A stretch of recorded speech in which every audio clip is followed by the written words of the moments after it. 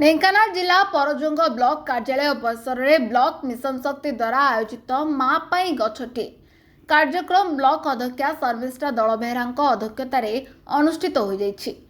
वर्तमान सांप्रतिक समाज रे गोटे मनीष गोटे गछ लगाइबार आवश्यकता रही, कारण वृक्ष बिना जीव जगत तिष्ठिबा असंभव।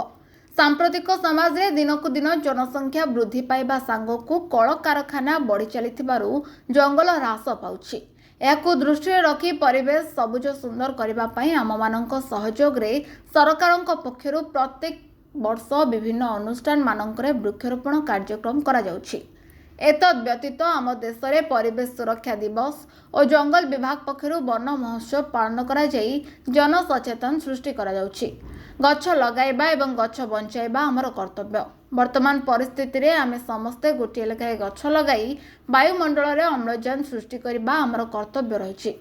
ब्लॉक परिसर रे आयोजित माँ पाई गछटी कार्यक्रम रे वीडियो संजय कुमार पंडा, समन्वित शिशु विकास विभाग अधिकारी विजयलक्ष्मी मारांडी, बीपीसी संजीव कुमार जेना, ब्लॉक कर्मचारी समस्त मिशन शक्तिर एमबीके सीआरपी मेंबर उपस्थित रही 50 रु ऊर्ध्व विभिन्न किस्मर वृक्षरोपण करथिले।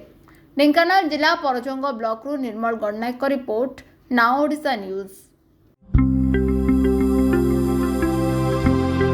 लेटेस्ट न्यूज अपडेट पाई www.nowodisha.com को लॉगिन करंतु।